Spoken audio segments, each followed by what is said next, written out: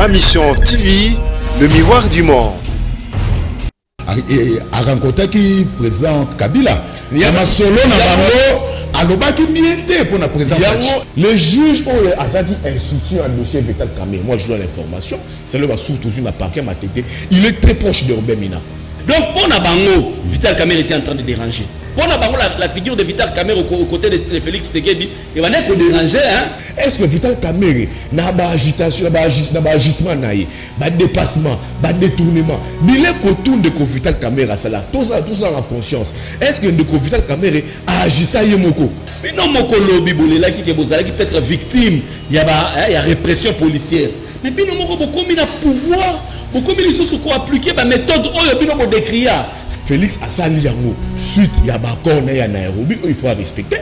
Parce que ce que il des Félix dit, pour lui il doit rappeler pour un deuxième mandat, à vous respecter accord à Nairobi en athée. Donc à comment qui qu'on déranger. Donc Vital Kamerhe a comment qui ennemi commun entre Kabila et Félix. Eninga bate pour ebele babeki biso na poto ebele balobi ndeto okile ba media mususu ndeko honorable Mike Mukeba lobby que ba BBC réputation na yepo na canal Kin télévision. Donc institution où il faut s'ambissailler et aller cours de cassation. Donc c'était une humiliation. L'élément d'abord déclencheur paye à Makambo ezali mort ya Kulutu na biso nani Kulutu na biso Jacques Ilunga. Donc quand ndeko Jacques Ilunga kufi moi tout le monde va se réveiller la présidence pour dire il a aussi ouvert en même temps en arrêtant Vital Kamerhe il est mon père faut pas boîte à Pandore. On a fâché. Oui, c'est une boîte à Pandore. Fils moko ko arrivé là biso makambo moko wa tilelo tozo de la paix procureur à 4e rue appelle Sabatu pour le baka wa kenon ndengeza wana. Il a aussi ouvert en même temps en arrêtant Vital Kamerhe il est mon père faut pas boîte à Pandore. On a fâché. Oui, c'est une boîte à Pandore. Ma mission TV, le miroir du monde. Nazana esengo ya koyeba ko boza ebele libosa ba etano na bino ike batata ba mama bandeko mbote bipa biso bozuli baku ya kolanda biso bolimbisa biso mwa moke to bandi na retard to zaki na problème à l'otiliki il a fallu na ba technicien ba bunda po to banda émission to yebi que ceux qui canal presse na le bandité ba téléphone et la ebele po tout Narabiso pour nani canal presse et bandité bandeko batali c'est parti pour na 45 minutes il y a direct na canal presse on azana esengo ya ko présenter les bino avec impact na idéologie. Merci Nabino dans le 24 communes il y a Kinshasa, merci Nabino dans le 26 provinces il y a République démocratique du Congo, merci Nabino na Brazzaville na Mikili Mususu il y a Africa, merci Nabino boza éparpillé à travers le monde pour na Kolanda le plus grand magazine matinal Canal Presse Nela Robaka Tango aussi to bandi Zoa télécommande na yo boaka yango parce que ailleurs en cet instant il y a absolument rien ici, c'est le professionnalisme.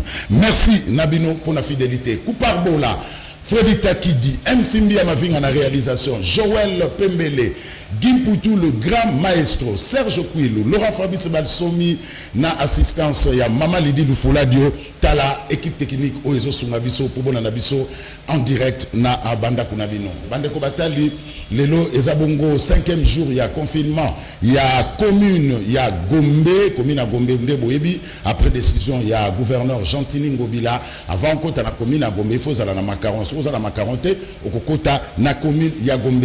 D'après les informations reçues par-ci par-là, il y a déjà quelques dérapages na ba quelques agents de l'ordre. Vital Kamerhe a passé sa 2e nuit na pavillon 8 chambre 2 na prison centrale Yamakala après interpellation. Mokolo ya mercredi na cour d'appel Yamatete, Vital Kamerhe a été bel et bien attendu, il a été auditionné plus de 5 heures de temps. Na soir, Vital Kamerhe a été amené na prison centrale Makala pour une détention préventive. Tala et tout le coup il y a Masolo Torobeta nsoto na etutu nakati il y a émission à l'elokasi bande ko batali boye ba que nakati ya émission à l'eloto ko soit en direct directeur général il y a Canal Kin télévision le professeur Yaifasik José Aldor Voto pour éclaircir nanou na moi likambo il y a passage raté il y a honorable Mike Moukebaï Mwana Ndaku élu il y a commune il y a Lingwala lobby Falazana na Canal Presse mais à l'équité effectivement ndungu quelques chaînes quelques médias va récupérer peango na ndenge na bango et ça peut pas sinon mawabo comprendre presse il y a Congo lelo honorable directeur général José Adolphe Voto akobenga pour appeler ça quelques éclaircissements na passage raté honorable Mike Moukebaï Koso oyo biso Canal qui n'a honorable Mike Moukebaï Koso ça le rôle à pantalon Namukaba. Tout à l'heure tu reçois le DG José Adolphe Voto. Alors Lelo, tu reçois le Makametali Bongo, détention préventive, il y a Vital Kamere, directeur, il y a cabinet, il y a chef de l'État, Bandeko Batali, Ndegena Lobagi Nabino, donc tu reçois José Adolphe Voto en direct, Azobe Nabiso Kalamingite, Soga Benibiso tu reçois là, Likametali Bongo, détention préventive, il y a Monamboka. Vital Kamere, et puis tu reçois la Makametali Bongo. Allô? Professeur José Adolphe Voto, directeur général à Canal K Télévision, Mbotenayo. Vous avez bel et bien en direct dans Canal Presse. Tobengi Opo, moi, Mbilinga Mbilinga Lobby, na passage raté. Il y a honorable Mike Moukebaï Koso na Canal Presse à lobby, quelques médias, bah récupérer un peu lobby, Babiloba, Loba. Yo en tant que dirigeant numéro 1. Ozo Kuma Canal Kin, Ozo Girango quotidiennement, au Corona Banini pour un passage raté honorable Mike Moukebaï Koso, lobby na Canal Presse. Merci de poser l'occasion au président pour intervenir à Canal Presse à Lyon. Nous avons fait sa motte dans des téléspectateurs à Canal King Télévision, et à Canal Presse. Ndeko eloko liboso ya kosemboleza ke ndenge olobi ndeko Mike Moukebaï aza mwana ndako boyebi bitumba nyonso tobondi yo moko liboso bajournaliste nyonso liboso mpona libération ya ndeko Mike Moukebaï, c'est-à-dire kaza motu oyo okonéglige ete na Canal King parce que bitumba nyonso tobundaki ensemble. Mais eloko mpe ya kosemboleza ke na Canal ndako nyonso ya presse organe de presse nyonso eza na philosophie nango naloba mpe ke émission nyonso eza na philosophie nango otobenga yango cahier de charge. Canal Presse mpe eza na philosophie nango ndenge bandeko bayebi Canal Presse eza espace ya débat tosali choix toyambaka indistinctement Lamuka toyambaka FCC toyambaka bamédia nyonso banini baparti politique nyonso sans distinction tosalaka ndenge wana po tolingi tozala nde tolobi toza télé vérité au milieu du village. Donc émission wana ezengama ekende koma Moukebaï aleka ye moko donc edimi déjà libanda na philosophie ya Canal Presse eloko tobangelaki ezali mpe na explike yango mpe na ndeko Moukebaï eloko ya liboso eza ke oyamba ye moko ezorépondre te na philosophie ya Canal Presse poto toyambi Moukebaï ye moko Moukebaï autaki adopte koma boloko esali coïncidence que Kamere esali neti eza batali neti ke Kamere a remplacé Moukebaï na boloko sikoyo mpe toyambi Moukebaï ye moko toyebi position Moukebaï vis-à-vis ya ndeko Kamere ekosala ke Moukebaï peut-être akoki kosatake na Kamere. D'abord, ils ont répondu à la philosophie, la bisoté. Le seul chose là que il faut battre, on a la FCC, on a la CAGE, on a la Mouka, on a foutre la mission. C'est comme quand on a au moins, présence, il y a Moutou à défendre des partis. Mais ça, c'est un peu Moutou, et ça, sous Canal Presse, c'est combien de missions, monsieur? Même ceux qui mettent des missions à l'Obiwana, ils ont dit que Mike qui a s'attaqué, par exemple, la Kamere. Kamere était côté de la FCC, pour répondre aux communautés polémiques, ils sont tous pour la polémique, ils sont tous pour que ça monte dans mon côté. Tous pour que ça batte tout maloba indistinctement pour créer ce acte pour les bonnes démocraties dans le monde. De deux, le fait que Kamere a côté qui bolo qu'on a fait, Kamere est une grande personnalité, et ça qui a actualité mounene. C'est ça qui a actualité mounene, qu'on est qui s'en mote. Les médias nyonso on dit qu'on va Kamere. c'est que nous sommes fait opportunité sur ma caméra pour les acquis actualité pour les à monte monde. L'autre wana la explication de comment vous travaillez bien à tout le monde a bien expliqué la fait que OK on peut pas commencer le Mike en tant que je taillé donc c'est la candidature wana. Malheureusement après là que les réseaux sociaux a que la média vous tout souvent. Au moins de construire la réputation de la média. Audience mais besoin d'envoyer ça fait construire la base. Réputation à partir dans la canal presse, ça fait construire à partir dans la canal que ça fait construire la base. Et quand on a détruit en un seul jour pour la et le coup, on va mettre on a délaté. Mais bon, Mike Mukeba est un ami, je pense qu'il a marqué moi Mukeba, tu es dans la Moussa, tu fais la Moussa là, combat d'ailleurs, tu soutiens la média, c'est pas grave. Et ça est là pour tous les questions. Il faut qu'on ait appelé le bâtiment. Et là, peut-être, au moins de l'autre groupe que j'ai utilisé devant la télé, peut-être, ça dit que la discipline, il y a chaque indako et ça. Les journalistes de sanctionnant pour battre aussi discipline. Même à inviter, c'est aussi tout ça, que pendant un mois, pendant 2 mois, on est cassé pour se comporter, madame, toujours créer ce problème. Mais peut-être, il va en monter. Dès que le à se comporter, tout le monde dit, bon, communication est à les réseaux sociaux, à les médias pour laquelle on est à qui va là pour Moutoumade. Donc, c'est tout sur tout ça, Moussa Malamou. Vraiment, merci beaucoup. Mais non, professeur Avocata, Eningelo Bate pour Ebele, Babegi Bisso na poto, Ebele, Balobi, Ndeto Kilo Bamedia Moussou, Ndeko, honorable Mike Mukeba, Lobby, que BBC réputation na yepo. Na canal Kin télévision ba base na ba bengie tamususu amonike ba base ba lobi na ke c'est que yo oboyi koloba c'est que problème ezali ndeko José Adolphe Photo alobi ba BBC réputation na c'était pas opportun que yemo l'actualité c'est la idée que yemo ko aya koloba kana kile ya baka mutu moko te kana kile nini kana pete ba mutu moko te kana pete da débat mais je te dis yemo ko. Ce qui peut être du tempérament à Mike, tu as dit, on s'en a vu dans la caméra, c'est ça l'actualité. Ce qui est la caméra, donc il y a un certain nombre, ils sont passés à faire de Maloba. Quand on est dans le bas, ils sont passés à Maloba, mais finalement, donc au moins, on a tout qu'on a fait, c'est comme le comme chouchou. Donc on peut dire réputation à être, c'est en privé, ma caméra est si là qui me y est, maintenant on a place publique, je suis désolé, il y a ça qui est dans les réseaux sociaux, il y a tout à quel là-bas. Ailleurs que ceux qui ont un problème dans les médias, il faut y avoir un média. Il fallait aller à un bichot. Il avait le droit de se faire parole. Pourquoi acquérir un média Voilà, donc on confirme à téléspectateurs que Mike Mukeba n'est pas censuré sur le canal, qu'il peut toujours passer, vous attaquer le directeur général. Mike Mukeba n'est pas censuré, mais s'il veut passer le canal. Canal King aussi Canal Presse, il doit se comporter la philosophie à Canal Presse. Quand on y a qu'on le passé que n'a pas le canal Moko. Alors, c'est pas des éléments qui sont pour les cas.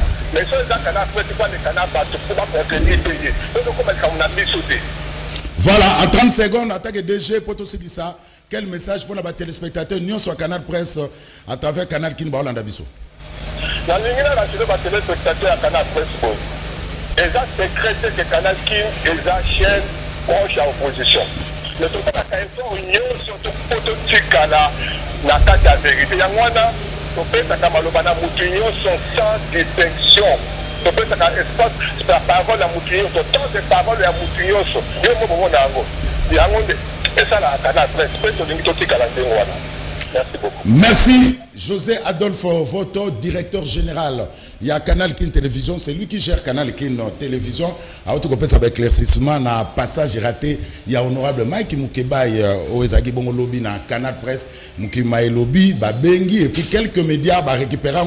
Ils ont commencé à dire de n'importe quoi. Faisons le journalisme, il faut être professionnel. C'est ça, et le retour Senga, na journaliste Ebele, à République démocratique du Congo. Biso Toumé na Moussalo, 22 ans, 23 ans d'expérience, Tuebi Moussalo Ndege Zaraka. Soyons professionnels. Et le retour Senga Kakayangwana, Mike Mukeba, honorable, na canal qui n'est pas le pantalon na Mokaba. Boyebi tango Mike Mukeba azaki na prison, ndenge biso canal kin, même CCTV to bunda pour na Mike Mukeba. Donc, bocha songi te, canal kin na Mike Mukeba, il n'y a pas de problème. Alors, tokotana émission na biso, Jimmy Kitenge Mbote. Mbote Ndeko Zulu, merci pour l'invitation. Voilà, Yves Bouya, l'homme de toilettage technique. Bonne nuit. Bien de Unanga Zulu, mbote na yo, mbote na ba Congolais nyonso. Merci pour l'invitation na yo. Ivuya nakasako memelanga ba pondu na ba tomate ozwaki na bilanga na kinga kati. Umemelenga tanda mutenga belala nda. Zulu, omoni ngai ba débat ba zo sala kawana ba monaki Yves Buya boy. Ndeko yoka ndeko Zulu. Autre évoquer le mot très important sur le professionnalisme et journaliste. Nga naza journaliste. Nazali politicien et tout cause je suis journaliste. Je suis resté chez moi. Nazu nga olobela ngote, mais j'ai le devoir de le dire.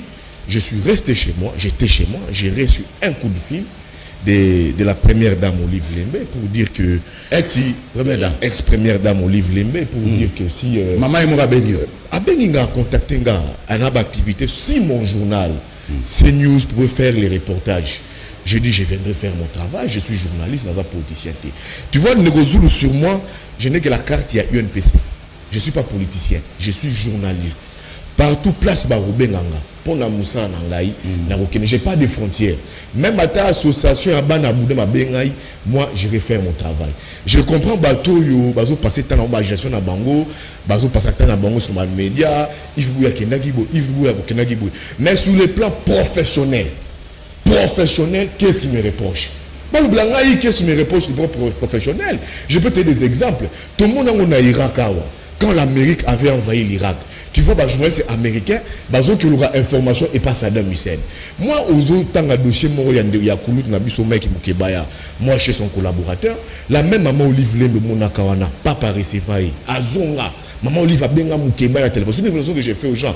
Papa, na lingue te journal na yo lokasa na yo et comment rencontre na la pape. Qu'est-ce qu'il faut? Alors bien un journaliste, il faut ça la moussa nangai. Donc moi je suis journaliste, je ferai toujours mon travail dans la barrière dans la frontière. Ceux qui ont des coachiseke da benga, ndeko babemba, ndeko faulu, j'irai faire mon travail. Bato bazo critiquer nga, basé là, na comme politicien, comme ça, na comme politicien.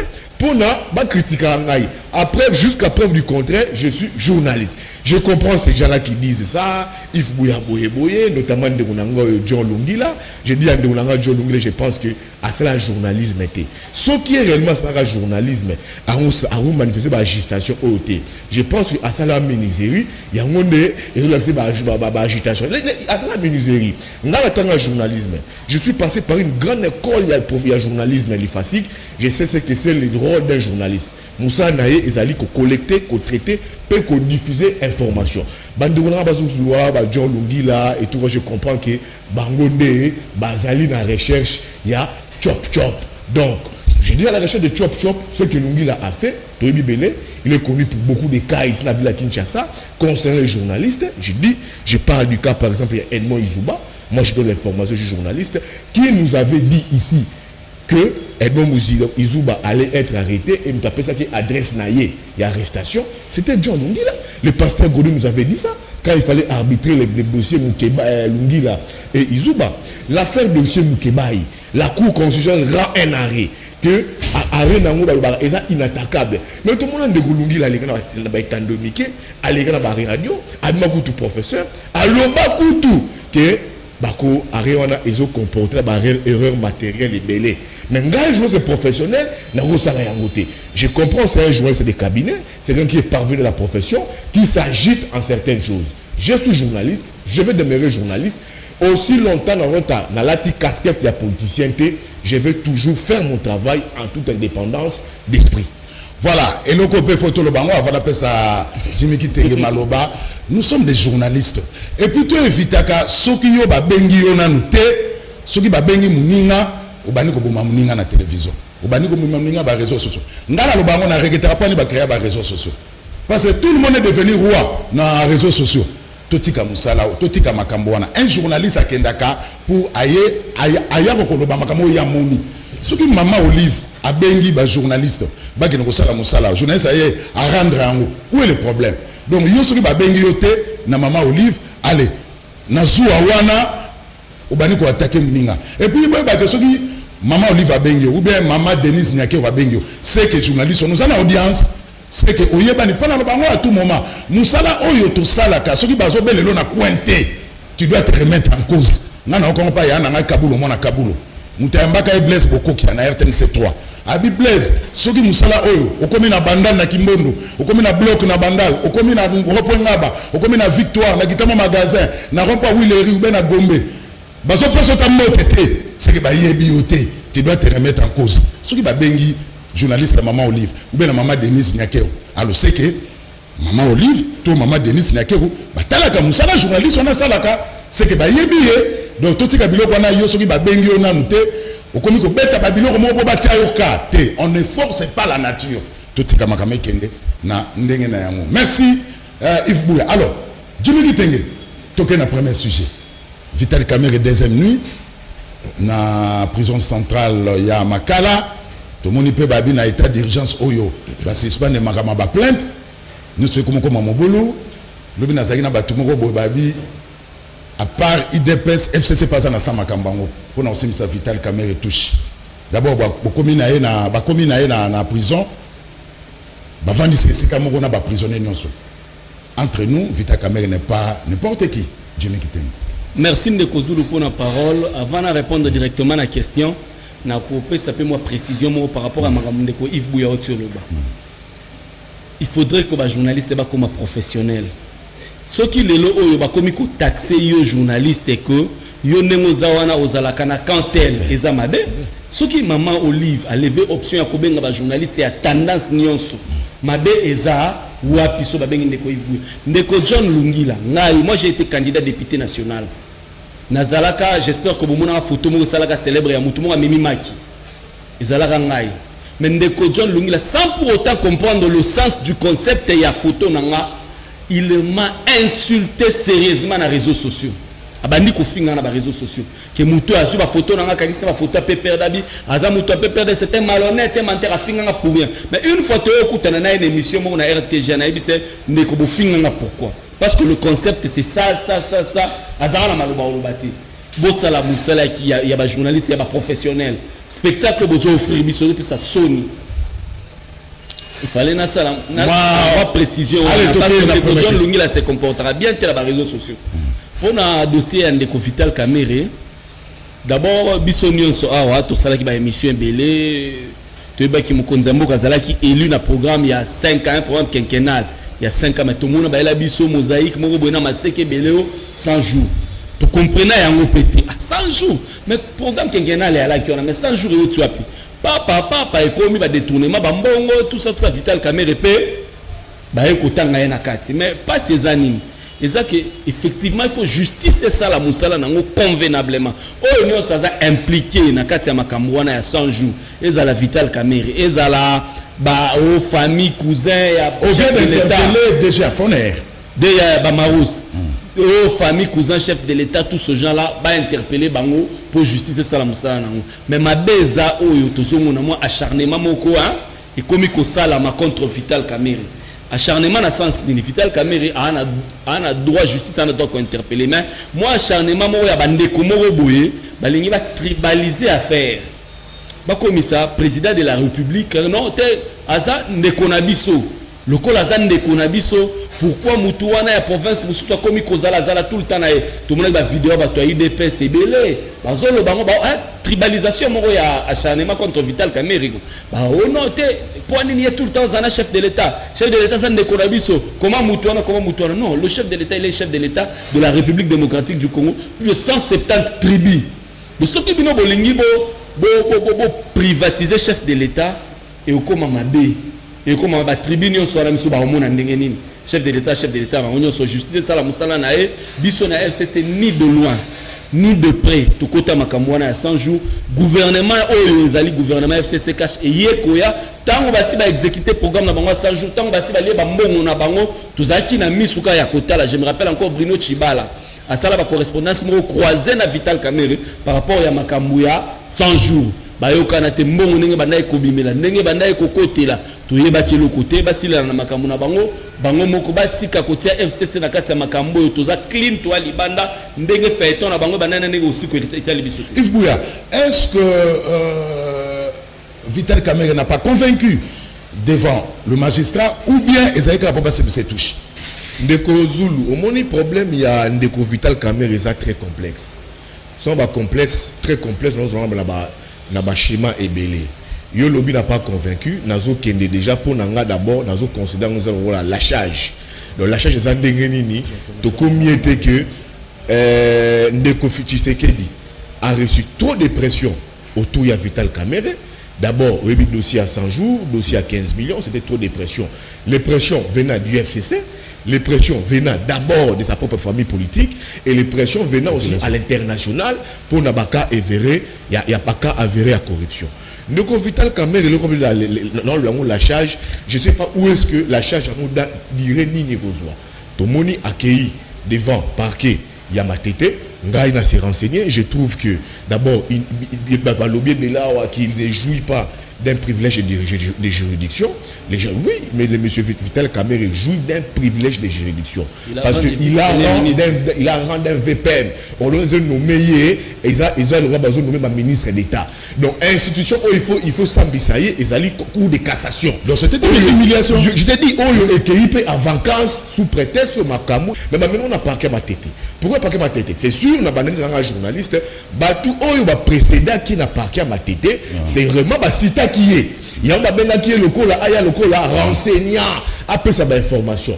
Peut-être une information où il y a ça qui a convaincu QT. Baka avéré, Baka avéré à soupçon et beau peser sur lui. Au moins, cela revient aussi dans le ministère public sur Yoki Moutou. Selon effet, et qui n'est pas convaincant, Bako Tchaye sous mandat d'arrêt provisoire en attendant instruction et se poursuivre le dossier et qui est dans fond. Tout ça dans le stade où on a aspect juridique des choses. Mais dans ce sur un aspect politique. Tout le monde a quand même de Vital Kamerhe. Après, Sambissier. Quelques heures avant arrestation, je parle de l'affaire politique. Avant arrestation, selon l'information belée, mais les journalistes ont le droit de livrer information. Avant même d'acheminer dans la prison Makala, il y a eu 30 minutes, 40 minutes de discussion. Au moins, il y a une instruction, information que non, tu m'as payé, tu as Makala. Même dans Makala, 20h dans Makala. Il n'avait où passer nuit, je comprends, ma prison Makala, déjà, ma prison déjà. Mais, bien sûr, dans le niveau naïe, celui Louana 8, celui pavillonnaire, celui 14, 20 personnes. Avant d'inaïe, il est resté. C'est déjà une humiliation grave. C'est pour dire quoi? Ils ont planifié déjà caractère politique. On a vu ici, Oli Lunga, Azaki, ministre de la Santé, il y a un ministre de la Santé. Bon, qui a un dossier comme là qui est en résidence surveillée. Donc, je sais pas le caractère planifié, il y a Makambo. Donc, c'est pour dire quoi? Vital Kamerhe constitué au frais de l'ombrage, déjà au niveau de l'UDPS. La perspective, il y a mandat, il y a 2000, il y a accord à Nairobi, il y a 2023, Ndeko Tshisekedi, il constitue sur de l'ombrage aussi auprès de Ndeko Kabila. Pourquoi Ndeko Kabila? C'est là où l'information est belle, ça. Vital Kamerhe commençait déjà à jouer en solo. Selon accord à Nairobi, l'information est belle. Mais le mal est que le ça Makambo d'après la source qui a rencontré le président Kabila. Il y a un solo pour la présence. C'est un cas complexe, un fait complexe. Il a rencontré selon l'information Kabila en privé, à l'insu de Félix. Et nous, comment selon la source et arrangeant jamais Félix. Donc, à comment dit qu'on dérangeait. Donc, Vital Kamerhe a comment dit ennemi commun entre Kabila et Félix. Ceux qui ont moni les lots d'informations, juge Bazanango, au moins peut-être des missions de immenses. Information est les gens disent, juge au Sambisa qui découvre Vital Kamerhe, et ça, tout l'information, l'information est venue dans bateau précédent Vital Kamerhe, Thierry Temans, Jamal, Sita Vital Kamerhe, Nakatia va faire Rwanda. C'est l'information que moi je ne confirme pas. Donc c'est pour dire à comment dit ennemi commun. Mais sur la photo qui est Mexico, qui est dans fond à dossier, est-ce que moi j'ai toujours dit Tamakamwe Bandaka, Tamakamwe Bandaka, comment Vital Kamerhe Bandaka? Est-ce que Vital Kamerhe n'a pas agitation, n'a pas agissement, n'a pas dépassement, pas détournement? Il est autour de Vital Kamerhe, tout ça en conscience. Est-ce que de Vital Kamerhe a agi ça Yemoko? Je ne pense pas. Agi ça de mon côté. Donc, il y a toujours un journaliste. Tout le monde a liaison entre un ministre déjà et son directeur de cabinet, un ministre déjà dans le conseil financier, dans la relation, moi je te dis, il y a copinage, moi à Makassi. Moi je dis que, oui, on accuse M. Vital Kamerhe de détournement. Est-ce que Vital Kamerhe a-t-il détourné l'argent seul? Bilo retour à Salawana, ajustement naïe. À Salawana, sans que Fati a au courant. Moi, c'est là où je me la question que je me pose. Tout le monde n'a qu'à approchement à Bango. Tout le monde a montré Vital Fati apparaître. Vital Kamerhe a été le lien mort naïe. Fati a fait bon Vital Kamerhe a rejeté le taux. Même ça, il a contre la moutou.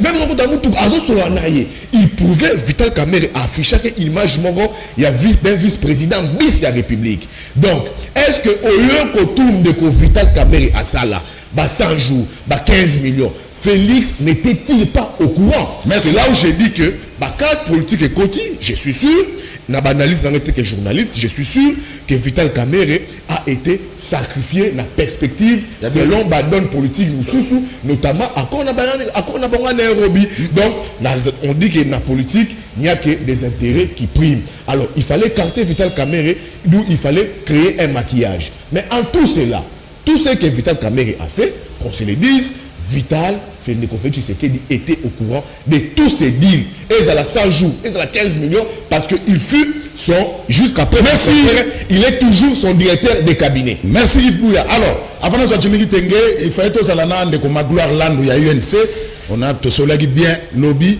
mais si ce qu'on a zoné na plateau parce que vous allez là au bas, fallait UNC. Nous sommes en train de ça là est fort ma casse.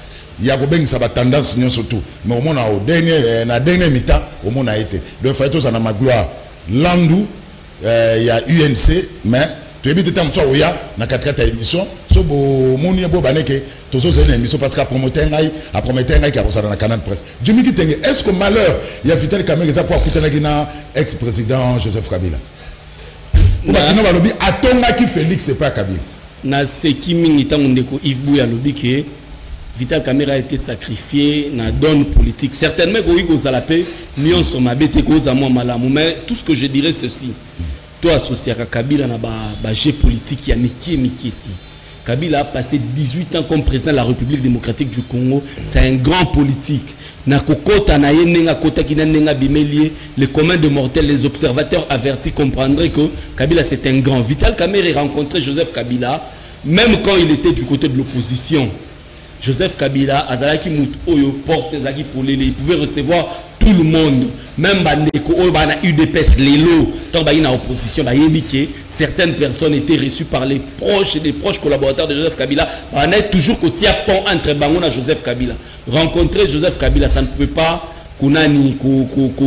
ça en sorte mais ce que je comprends en tout cas en tant que politique, ils allaient peut-être parce que na kamwe le de Yves Bouya a quand même tangente mususu à défendre quand même Vital Kamerhe parce que à mon dose ya politique et continue kati mais biso na ye na plateau to décrire programme ya 100 jours azalaki parmi bato bana ekolo que no Vital Kamerhe faut interpeller à détourner qui mais ko détourner ya mutu ezama bete ko interpeller ya mutu ezama bete mais du moment où l'arrestation a une connotation politique arrestation comme une connotation politique, connotation tribale. Aux hommes qui il y a province sangani autour du chef de l'État. Comme il ça l'impression parce que la vidéo qui est belée que non surtout l'élément d'abord déclencheur paye à Makambo ezali mort ya Kulutu na biso nani Kulutu na biso Jacques Lunga. Tant que ndeko Jacques Lunga kufi moi batu moko va se réveiller la présidence pour dire bah ça na ba vidéo non un certain monsieur Azol Nengani Jacques Lunga Koufi est-ce que Nani papa Gilbert Akoufa Kiawa maître Moukende Akoufi certainement Jacques Lunga comme il était prétendu devenir directeur de cabinet na place à Vital Kamerhe Yangi Souroche donc comment qui n'a moi acharnement moko boye contre Vital Kamerhe et à moi acharnement wana il était mal aimé la présidence de la République. Il était mal aimé par le clanisme, le tribalisme autour du président de la République. Mais il parle de la présidence de la République. Il y a trop il privilégiait plus la présidence. Organisation, mais tout ce que je sais, sur la composition président de la présidence de la République, 80% de membres sont de l'UDPS. Et 80% de membres on a UDPS au Romona, 60% Bazalia. Espace Grand Kassai. Vous comprenez depuis la diaspora. Donc, je ne vois pas Vital Kamerhe ko bousiller la relation au président Félix Tshisekedi alaki na ngona ba ndeko wana nyoso balaki na ya diaspora mais regret ça que Vital Kamerhe aza quand même na rang ya VPM. Vital Kamerhe nenga zawana bozana ba moyen ya kotia ye à résidence surveillée pour kakimate. Na minute tozo craindre foot ya Vital Kamerhe na mboka te. Il n'y avait pas les raisons après tenant compte il y a même des prisonniers qu'on a relaxé pour de faits bénins. Oyo président yemo kwa senga qui va relaxer ba prisonnier mususu pour bakana bango za ki Bénin. Mais comment est-ce que Vital Kamerhe qui ne représente pas une menace pour fuir et jusqu'à preuve du contraire ordonnance moko zo contredire oya kala oya konomé directeur de cabinet exact. Maintenant pourquoi est-ce que bako acheminer avec manu militaire avec autant de brutalité pour interpeller les lois et les lois directement qui makala ça transpire une donne politique, ça transpire une main noire politique Botique à justice, vous avez prôné l'état de droit pendant plusieurs années. Ceux qui vraiment qui na mutema ya kosala l'état de droit, bo sala la ngondenge longo ba botika ba magistrat, ba subir ba pression te, ba respecter procédure na bango longo bani au lieu ya kotia deuxième politique et même ka ba frustration, deuxième politique et même ka ba création ba milice, deuxième politique et même ka ba milice moko ethnico tribal. Mais comment expliquer na 4 points Nicolas comme il a comme 4 rue de mété. Si vous avez un coup d'appel à ma tête, comment expliquer invitation et comme bon na détention préventive? Invitation et bon détention préventive parce qu'il y avait une dose de politique, il y avait une main noire, il y a politique et il y a la guinakati. Ce qui est la justice normale, invitation wana, Vital Kamerhe nengazawana na gisasa oyo, arokyo kimanani.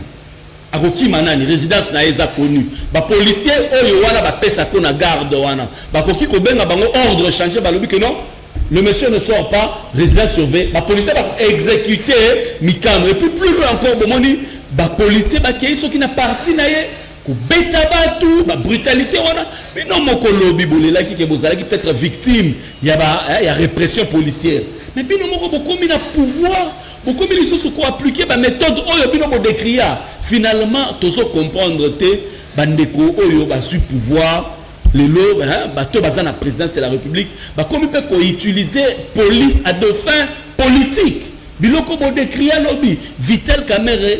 En tout cas, Vital Kamerhe et tout ce monde qui a exécuté le projet 100 jours, Bazan a droit à répondre à la justice. Mais tout en respectant la procédure, on a respecté la qualité et vous avez la justice.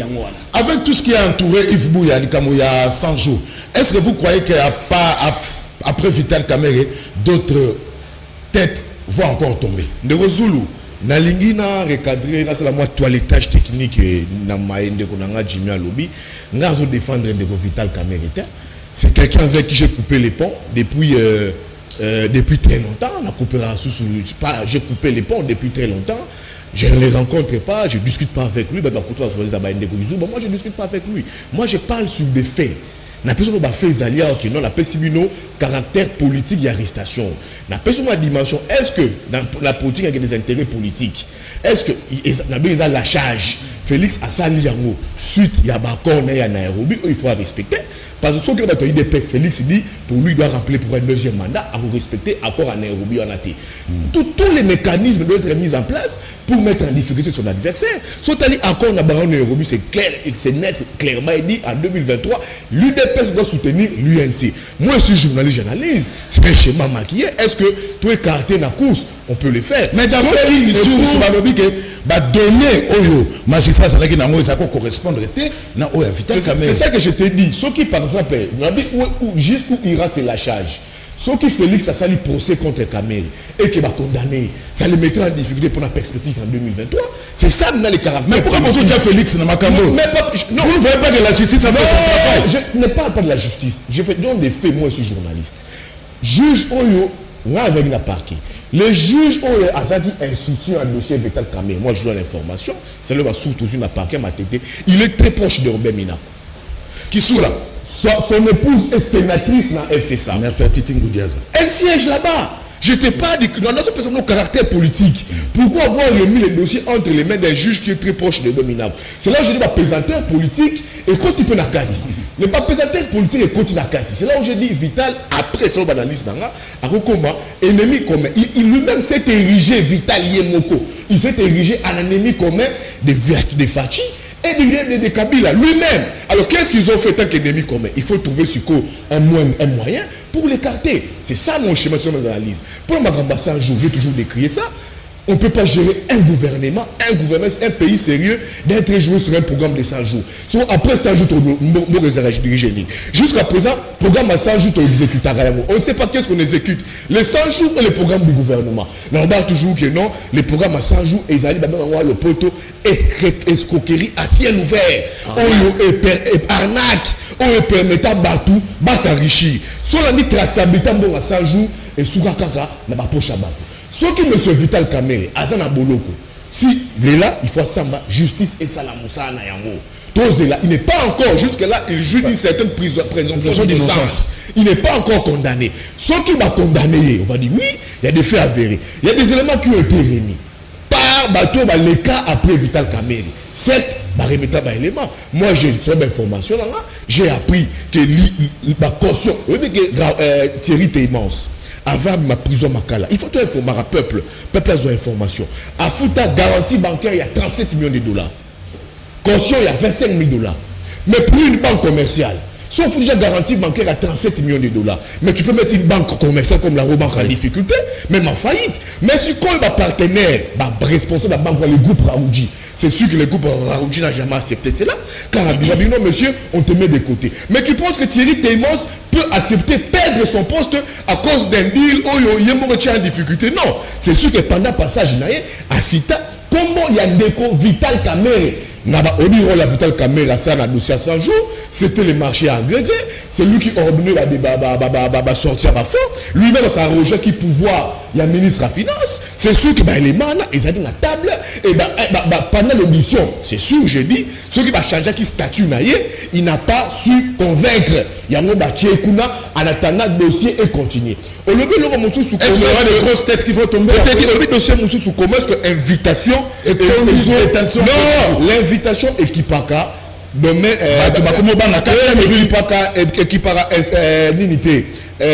domaine à préjudiciation moutouté. Ça ne quitte pas. Ça peut faire une invitation et le voir renseignant. Il peut sa information que l'invitation sur Yango, il y a ça. Parce qu'il y a peut sa information, non? Mais c'est sûr que Vital Kamerhe, il n'a pas convaincu. Quand au monde déjà inscription, il dirait 6 heures du temps.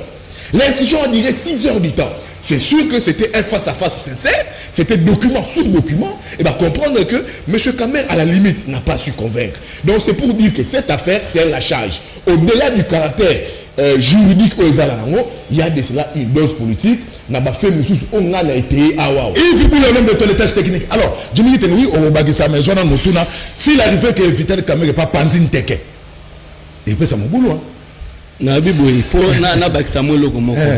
les procureurs qui soulèvent, évidemment, c'est le mari de Mme Moudian Zabaroukissa qui soulève là. Nefertiti.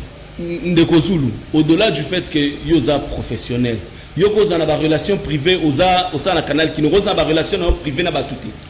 Est-ce que Ekoki pour entacher Moussala Nayo Obeminaku, c'est un juriste de formation.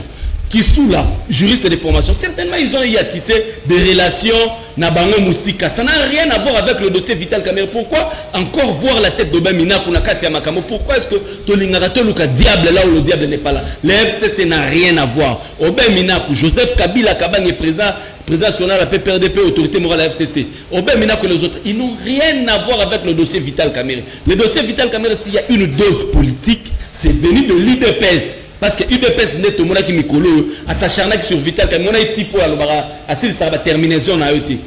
Si ça va terminaison a été. À prophétiser que déjà arrestation Vital Kamerhe. Le monsieur avec la vidéo à l'Obaranabazam. Plus loin encore. À part il y avait certaines des vidéos avec l'UDPS. Oh déjà papa d'ailleurs que non. Quoi il gouvernement il la table rase. Comme ça babibi ça makamunyo sur le schéma américain. Donc pour Nabango Vital Kamerhe était en train de déranger. Pour la figure de Vital Kamerhe aux côtés de Félix Tshisekedi, il va pas déranger les précarés à Félix Tshisekedi, les tribalistes et les clanistes là, il va pas déranger. Bon, ceux qui vont régler les comptes, Italie, mais Bisso, Joseph Kabila, c'est un homme de parole. Il s'est engagé dans la législature il y a 6 2011, Rosalana Palou, topé 5 ans primature, on a aidé, nous avons respecté notre parole. A gagné l'élection en 2006, il est allé voir l'ancien vice-président Jean-Pierre B m'a proposé un coup de travail. Mais il ça ou il ça. Joseph Kabila en 2011 à Salaki accord, n'a pas de komususu. Tu diriger na bango ti mandat ici. Ah wa to sali susu ba accord na bandeko ya cash. À moins que bango ba bebisa, mais côté na biso Joseph Kabila c'est un homme d'État. Un homme d'État est derrière sa parole. Il nous a toujours dit que l'intérêt du peuple congolais passe en priorité. Et la coalition FCC cash est salvatrice. Ce qui m'a camboyali, ils en a ba cadre misusu. Autorité qui gérer Makambu au lieu ya kobimisa Makambu sur la place publique. To l'obité que politique faisait au-delà et nani et enfreindre même procédure judiciaire. Procédure judiciaire école normal, mais les arrestations à caractère politique, nous pouvons gérer si ça. Si la région de Vital quand même a pensé que il y a des grosses têtes qui vont tomber. Parce que Singeza Moulaï. Ah, il y a Makamabara 100 jours. Ah, Makamabara 100 jours, tu as vu que Singeza Moulaï, fils Moukoko arrivé. Là, il y a Makambu Moko, tu le tous de la paix, procureur à 4e rue, à peine Lissaba. Tu parles au Baka, que non, Ndegezawana, Bandekomo, Kota Bakatanga. Barokende trop katanga. Donc tous os la bango pe, tolo ka procureur na compte état de droit. Abengisa bango, tekeya mula musu sur baloba ke non. Ba komi kotonga ba immeuble ba o salate. Aza député téninité maman mo ruto ayaka alobi, atongi kutu ba immeuble asomi banda ko bela pesinga kutu ndako. Tebité. Okoza la nas parlement vice-président, président, mais toyebi ba salaire na bango, otongi banda ko belé.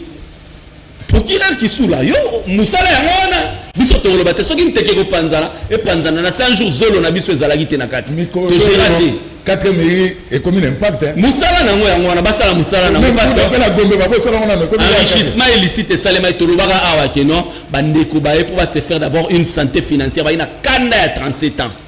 Fallait d'abord to kundane balobaka nzalambula zone mesila kana bile ya mukolo moko bakana bale ya mukolo moko basi sanzala 37 ans yango on est rattrapé ba. Alors quand on cite ce sujet autour d'un deuxième sujet MC Mbia Mavinga le réalisateur du jour faut chaque fois rappeler na tango pona ebaka Ibuya avec l'arrestation préventive via Vital Kamerhe, est-ce que c'est la rupture avec Félix Antoine Tshilombo? Mais c'est très clair. J'ai parlé d'un lâchage. Lynchage. Non, lâchage, donc c'est pour dire que vous réfutez, vous avez déjà un challengeur, c'est très normal. Ce qui est vrai, avec la raison de Vital Kamerhe et qu'on empiétait bonne marche à la coalition. Je ne vois pas, moi je suis journaliste, j'ai toujours connu ça. Quand un leader il a parti pour toute arrestation, bah collaborateur naïe, bah comme toujours na position encore, au moins ce qui va se suivre à la fin ça sera un débauchage, ça sera ceci. Là ça revient même l'UNC est face à ses responsabilités. N'habitez comment est-ce que moi dans mon UNCT, n'habitez comment est-ce que les lots eux-mêmes vont s'apprendre. C'est disent un grand parti et ils sont face à l'épreuve. Ceux qui déjà ils seront à la hauteur pour surmonter l'épreuve. Je t'ai dit ici le Vital Kamerhe c'est un problème très complexe. Ngaï, je suis journaliste, j'aime toujours analyser selon des faits, selon des journalistes. Selon toujours l'information d'Angaï.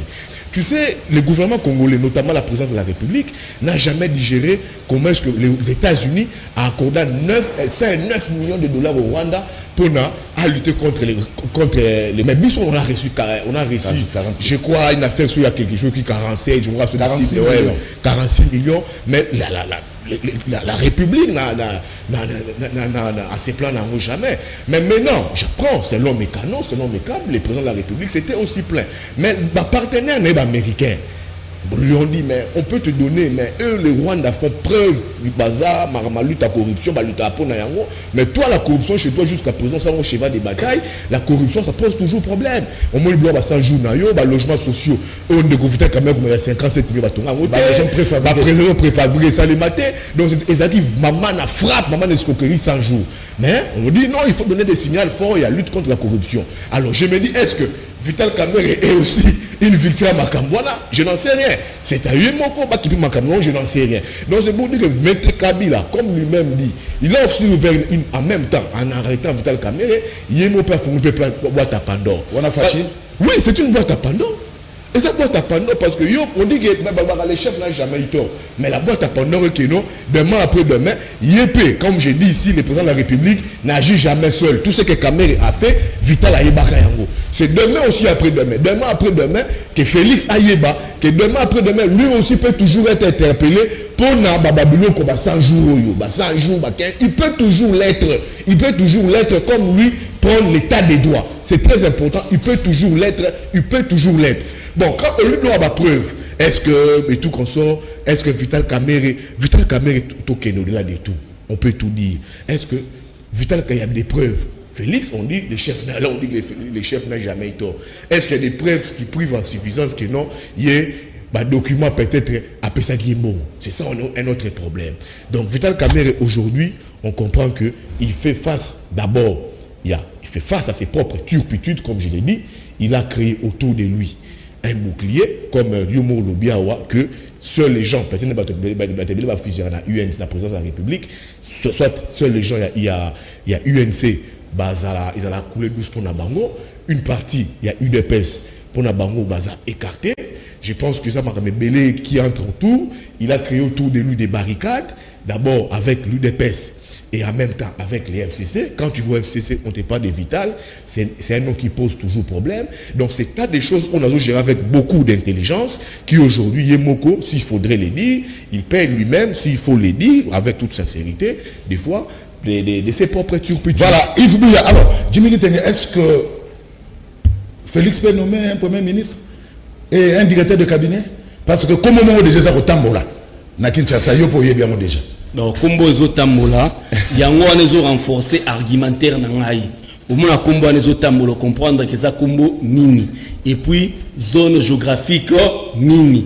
Il y a un acharnement un peu à caractère tribal. Nous avons la justice et le bon sens, les lieux que Vital Kamerhe va relaxer. Azonganda kunaye. Au besoin so bazana pour ça naye. Ba benga kaye ayaka ko samba. À quoi enfreindre justice. Na ba cortège ayaki na moi qui directeur de cabinet. À se retrouver dans Makala. Ça veut dire que justice c'est ça l'icolo même il y a un cortège joana. Donc le bon sens les le kosala qui bon sinon te ba tu vas comment on m'a bé ba tu ba te ba salier kaka pona boy. Mais état de droit au bolukaki yamona où est le mal? État de droit hein moni ndenge ndeko buya lobby Vital Kamerhe a payé un peu ba turpitude na moi célébrité oyo a misala qui est mokomoni quelque part mukonzi alaka moko tozala ngana tozaba master tosali ba accord mais du moment on a commis mukonzi alaka moko ce qui est commis construire hein obstruction moi commis ko salema na image ya mukonzi akoluka la kisayo ke tengane na mukonzi ozana on a signé moi nani célébrité à Vital Kamerhe wana et sali qui a payé yango mais il était trop vedette, il était trop au premier plan abanagi même imaginez un peu awa ilunga kamba Vital Kamerhe ke ilunga kamba ça la en sorte que le président de la République a un apport à président, il y a un arrière-plan. Mais Vital Kamerhe c'est pratiquement l'alter ego du président. C'est quand ça peut être petit mais état de droit et Salema. Mais Salema quand Vital Kamerhe va élargir.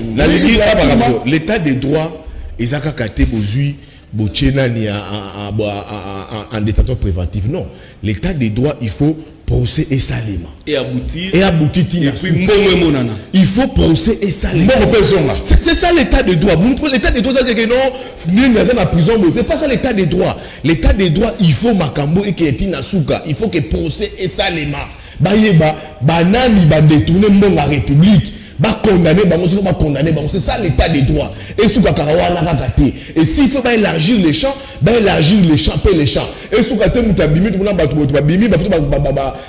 garantie bancaire, non, c'est pas ça l'état des droits. L'état des droits, c'est aussi ça. Procès Salemi, Sambi, Bato Bazumbo la République, condamné Bango. Ce que Vital Kamerhe, il a verré, sali procès. Qu'on les condamne.